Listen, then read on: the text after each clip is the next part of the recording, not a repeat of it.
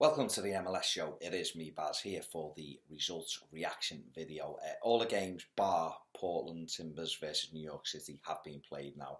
I will be going through that game in the studio. I'll be recording that tomorrow, so look out for that video. Let's begin with the first game of the weekend, which was DC United taking on New York Red Bulls in DC. And it ended in a 2-0 victory for Ben Olsen's men. Good performance by DC United. Need to perform more like this, like they did in this game. Took the lead through Saborio, Savas with the cross, Saborio with a tap in, and then Lamar Nagel's cross for Patrick Nyarko to knock the ball in for 2-0 past Robles. And really impressive performance really from DC United. I think Red Bulls just can't get going so far this season, and another defeat for them. I don't think anybody saw this coming.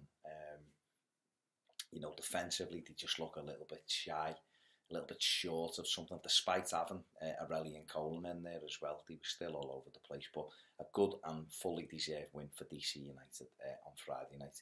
Then the next game was Montreal Impact against Philadelphia Union. This one ended 1-1. Didier Drogba scoring an absolute screamer inside 3 minutes. It was great touch and just unleashed it into the roof of the net to give Montreal Impact the lead. But CJ Sapong levelled up when Latou's cross found him. He tucked it away for the equaliser, and that's how it remained. It remained a 1-1 draw. The most notable thing about this game was that Didier Drogba limped out of it with 20 minutes to play. So all eyes on him and how long he is going to be out for. But, a point to suppose, Philadelphia Union just, ticking along quite nicely, making, just going about the work nice and quietly. And it was a really good result for them because Montreal Impact have been playing really well and look like a really good side. And look as though they're going to be the team that's going to be right up there this season, near the top.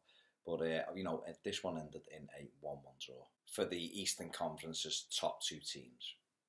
Okay, moving on to Columbus Crew against Colorado Rapids. Columbus Crew, who this week traded or moved out Kai Kamara after his very public spat with Higuain last week. Coming to this one, hoping to try and be the team that knocked Colorado off their stride. Colorado Rapids have been excellent this season. They've been a marvellous start to the season. Been really good. And come into this game, of course, top of the Western Conference. But fell behind to a Cedric goal after about 24 minutes. A really good goal. Couple of opportunities to shoot. Come back, Cedric lasted in. Great goal for Columbus Crew to get ahead there. But it was Kevin Doyle. I seen a couple of comments actually when I was watching the game just on Twitter, and a couple of people were bemoaning Kevin Doyle, saying Colorado aren't the same team when he's in the side. But I think he gives them a focal point, and he got on the end of a cross, lovely diamond header to give Colorado a decent point. Keeps them, like I say, top of the Western Conference. For Columbus Crew, their fourth draw in their opening 10 games. They haven't started well either, and you just wonder how losing Kai Kamara will affect them in the long term in terms of their goal return. But this one ended in a 1-1 draw. New England Revolution, Kai Kamara's new team, took on Chicago Fire in New England, and it was ended in a 2-0 victory for the Revs. Lee Wynn, who I absolutely love. Anyone who watches this knows that I love him. I'm probably boring you by continuing to say, but he's just I just love watching him. He's just such a clever footballer. He opened the scoring with an absolutely brilliant finish, just curled it right into that top corner. It was a delicious goal from Wynn.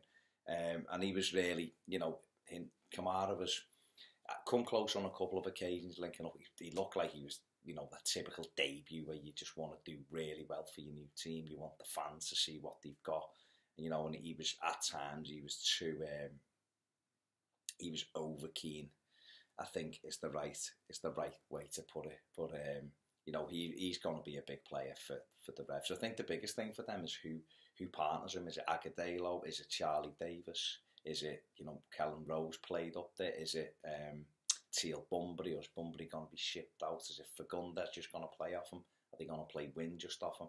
You know, they've got lots of Femi was there as well, you know, and he was the man. Femi was the man who got the all-important second goal from close range. His first goal, I think, for the Revs to seal the victory. Chicago they had David Beckham back in the fold.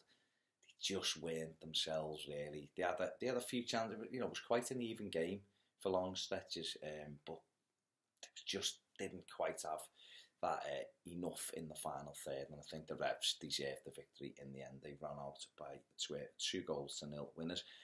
Moving on, Toronto against Vancouver Whitecaps. This was an absolutely fantastic game, all Canadian affair, of course, and the Whitecaps, well, they came flying out of the blocks.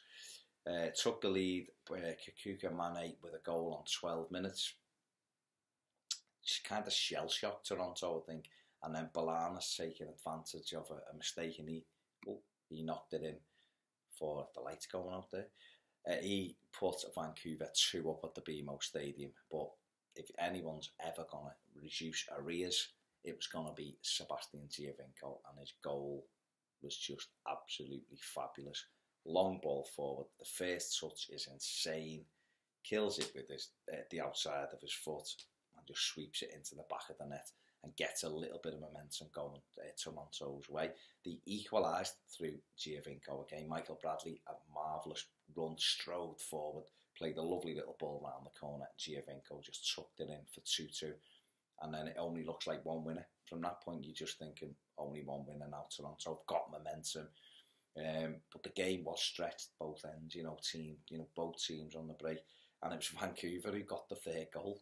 Just when you thought, just when you thought that Toronto were going to go on, Vancouver go 3-2 up. Mane again with another lovely finish into the far corner to give Vancouver a 3-2 lead. Then it's Morales with an absolutely brilliant goal, whipping it in from the side of the box into that far corner to make it 4-2. And then Giovinco providing a goal for Drew Moore to reduce arrears to 4-3. In there, Ed was sent off after 76 minutes in there. Toronto then make it 4-3 and then have the opportunities for 4-4. But Vancouver have hung on, and what a result for Carl Robinson's men. Absolutely brilliant. They've had a good few weeks. The Caps. Toronto, still an excellent side. You just don't know what you're going to get, excuse me. But that ended in a 4-3 victory for Vancouver. FC Dallas took on Seattle Sounders in Dallas and ran out 2-0 victors. Dallas have been on the road, just haven't been the same, missing a little bit of sparkle, but got ahead after just inside 3 minutes. Mauro Diaz scoring from the penalty spot to give them the lead, and then it was Barrios who I remembered in the MLS Show League. I put him in and he come up trumps for me. He sealed the affair with about 10 minutes to play. Seattle, again, hit and miss with them. It always is. I think the beauty of MLS is these teams have just got to try and stay in the race as you go forward, because it's a long season. Yes, of course, the higher up you finish, the better your positioning is for MLS Cup and things like that. But it is topsy-turvy. I think Javier J. Hernandez, who writes for our blog, writes a blog for our website, put a stat out last week that it was something like 60% home wins so far this season. Just incredible. I mean, I've just spoke about Vancouver winning in Toronto, so that's kind of a little spanner in the works there. But in general, victories at home is what you get in MLS. It's very difficult on the road to get results, but 60% a huge amount of home wins so far. But Dallas hung on. They are second in the Western Conference. A good 2-0 victory for them. Moving on to Houston Dynamo against Real Salt Lake. That's for the person who said stop calling them Real Salt Lake. Sorry, Real Salt Lake. Game should have been played yesterday, rescheduled for today. And I watched it before. It was a good game, actually. It was quite an even game. But I thought Houston was really, really impressed with Houston Dynamo, because they've been... they started the season in decent form. I mean, they smacked Dallas 5-0, which was just, I still think is an incredible result this season. But they've just gone on a horrible run. And Owen Coyle's men just needed a victory. The lights keep going out on this. He just needed a victory, didn't he? And they got it today against Real Salt Lake. Giles Barnes with a brilliantly taken goal, using his pace after 68 minutes, got in behind the defender, just swept it past the goalkeeper. And then it became nervy. Ironically, they were more edgy at 1-0 up than they were at 0-0. João Plata, a few minutes before Barnes scored, had the ball in the back of the net. The referee gave a foul leading up to it. Looked a little bit of a soft one. So I mean, Plata finished it beautifully, just swept it into the far corner. But fortunately for Houston Dynamo, it got called as a foul, and they got the goal through Giles Barnes, like I said. And then they did have some nervy moments after that. Defensively, they were all over the place, panicking. You could feel it creeping into them, but they got the result they needed. They could have killed it off. They missed chances. They missed some big chances to kill the game off. But it didn't matter. They ended up winning the game 1-0. A big win for them. A big win for Owen Coyle, because he needed it. Just looking at the league table there in the Western Conference, and Houston Dynamo bottom, of course, their third victory of the season. Real Salt Lake. Need a drink. Real Salt Lake sixth in the Western Conference. So a big win for Houston Dynamo there, courtesy of Giles Barnes. And then the game that I've just watched, a team close to my heart, Orlando City, playing a team close to Ped's heart, Sporting Kansas City, in the MLS Show Derby. It was looking really good with about 20 minutes to go, because Orlando were winning 1-0.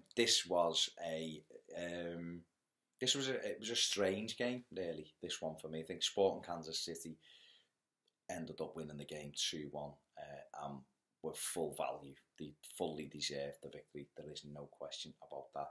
But Orlando City passed up two incredible chances themselves in the first half. Brexier got in twice, and twice failed to find Kyle Ladden, who was square. I mean, the first one, Kaká plays an absolutely beautiful defence splitting pass. Shea's in round the back.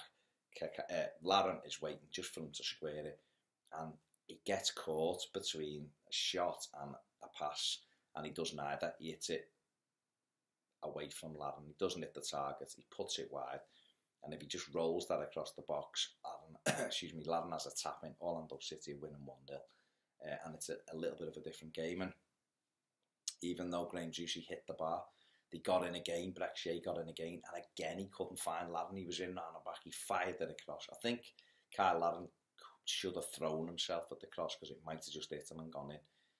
But that fist across the box, and then Sporting Kansas City basically just got the 10 posts out and just went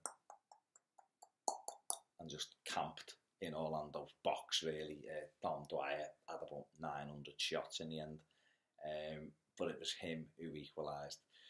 It looked a touch of offside. A ball clipped in. It was Benny Failharbour who just opened them up. Carrasco, for me, has got to get closer to Failharbour. He's allowed to do a little scoop, which was delicious, by the way. Peterson heads it square. He's just come on as a sub, heads it square. Dom Dwyer knocks it past Joe Bendick, who was brilliant and didn't deserve to be on the losing side just because he had such a good game. Dwyer equalised a really, really good header from close range. It was his first goal in about 6 or 7 games. Sporting Kansas City were on a 7-game winless run after starting the season. They were top of the league. I think they won the first 3 or 4 games of the season. They were top of the league. Not once since. But after they equalised, there was only going to be one winner, and they got themselves in front. Looked like a touch of offside.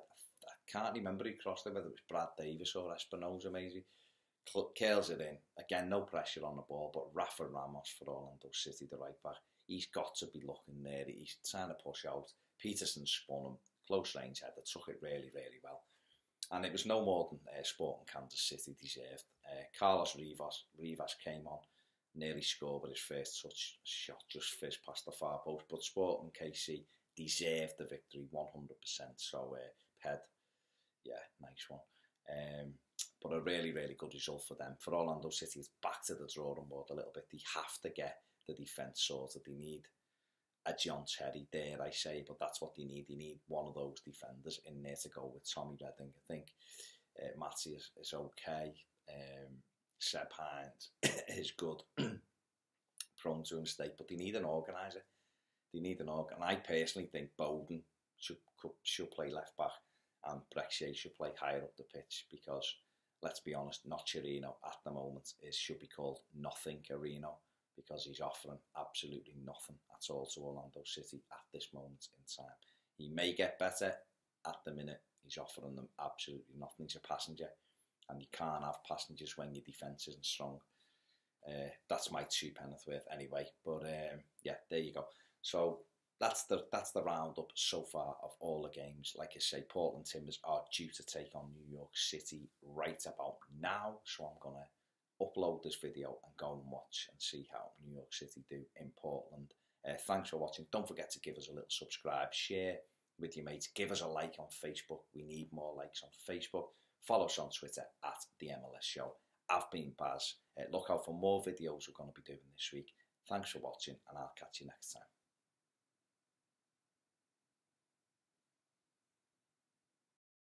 With a tap in, and then Lamar Nagel's cross for Patrick Nyarko to knock the ball in for 2-0 past Robles.